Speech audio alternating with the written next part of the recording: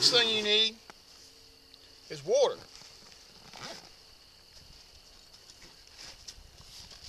I've usually got my 1 liter water bottle that I also have that I tote with my filter. I've usually got a military canteen in here in a truck with me, and I keep this. This is a hydration bladder out of like a Camelback or a hydration pack. Folds down. Now this pack, which is a Condor 3-day assault pack, has a pocket for a hydration bladder. I don't keep the hydration bladder filled. I keep it empty to cut down on weight. I keep my water bottle topped off. I keep the canteens topped off.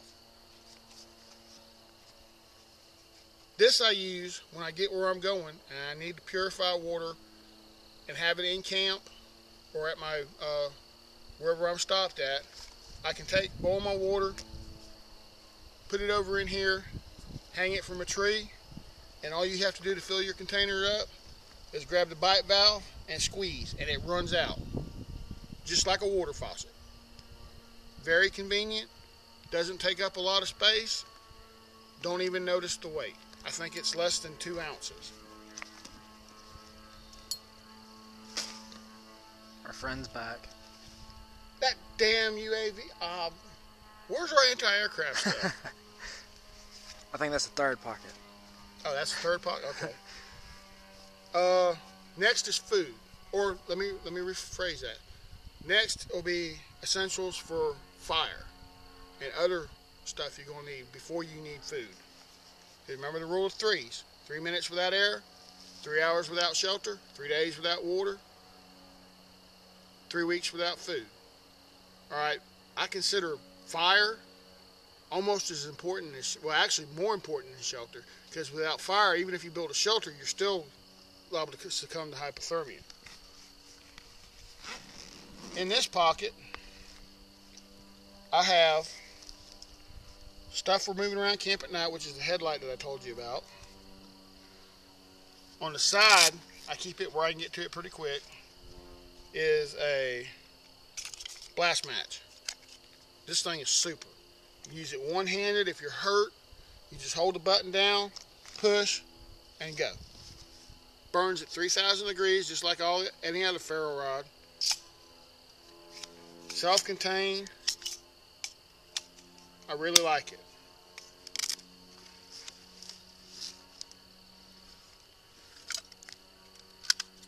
This is for emergency boiling for water. This is actually an Esbit stove that I bought. There's this new company out called Blueit. I've actually got the old Esbit fuel tabs in here, and I've got the Blueit fuel tabs in here. Well, let me tell you what, the Blueit fuel tabs blow the Esbit fuel tabs away. I was able to boil water with 1 tab last night. It takes 2 of the Esbit, regardless of what they say, to boil water. I'll chunk these as soon as I don't use them for something. I will not buy any more. I got a couple extra packs of Blueit.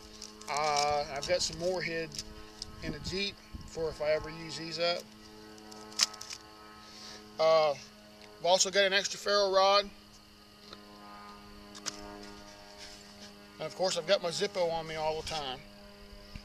Bic lighter, magnesium fire steel with striker. Also, this is the Chlorofloc water purification packets. These are not like the tablets. These are the packets. I do not like them worth a crap. This is the first time we used them because I did not have the tablets. It says on here, carefully open satchel, add to 1 liter of water. Shake for 1 minute, then leave 3 minutes. Swirl for 30 seconds, leave for 7 minutes. Filter water through cotton cloth, such as a t-shirt material, before drinking. The reason they want you to filter this stuff through a t-shirt material before you drink it, I clogged the hose up on that damn water filtration pack 5 times and ruined the sleeve on a t-shirt with the white, gunky, sandy leftover residue from this crap in the bottom of the water filter in the canteen.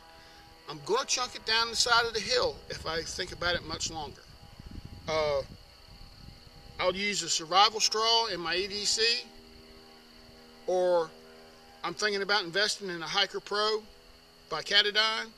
I was going to get one for this trip, and Bradley talked me out of it and said, oh, we'll just boil it or use water purification tablets. So Bradley screwed me on this. Saved you money is what I did. I'm going to have to buy it anyway. I spent $12 on this crap.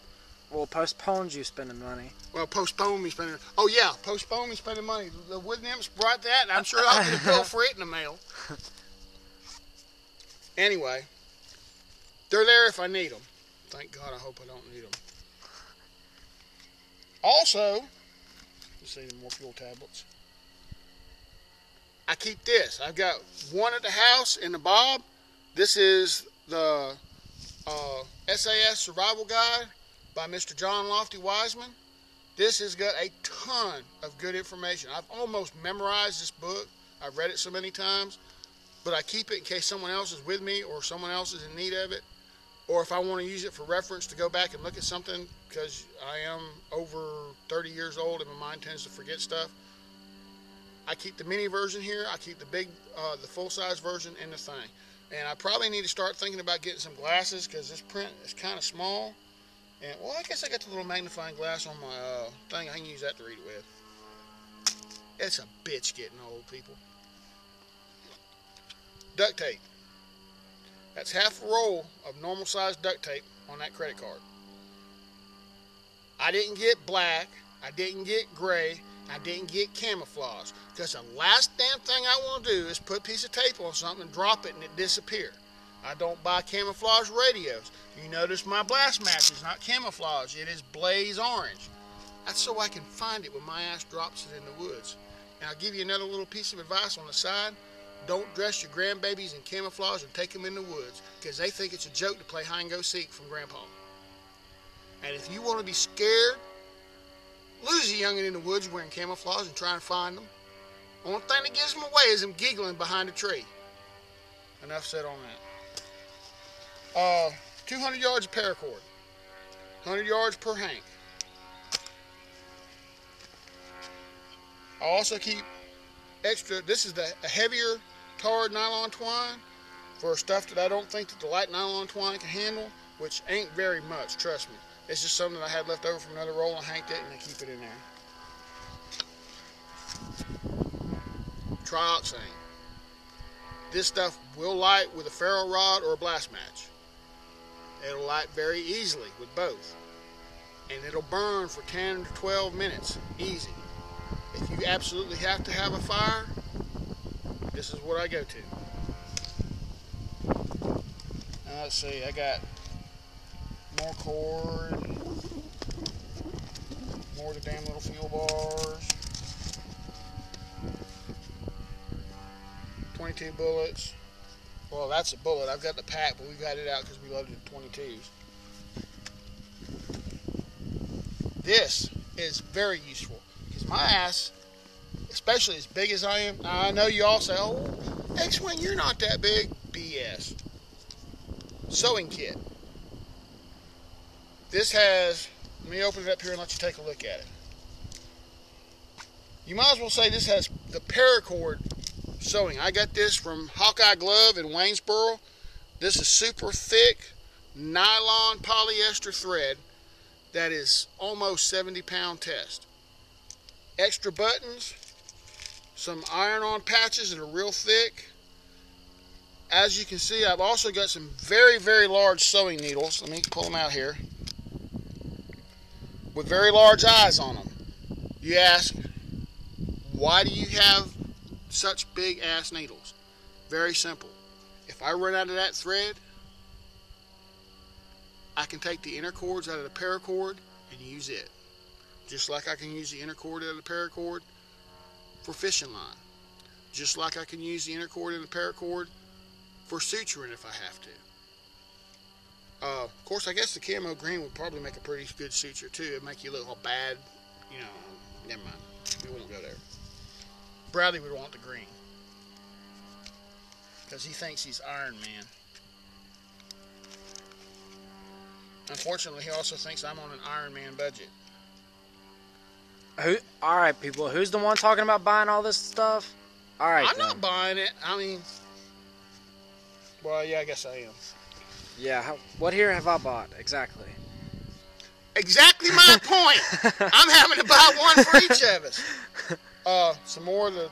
This is already set up for snares. It's already been twisted. It's ready to go. And that's it on the fire and utility portion of the bag. Oh, by the way, the stove is designed to work like this, but we found it works much better with a military canteen top. There it is again, the oral dyslexia. Works much better with a military canteen top.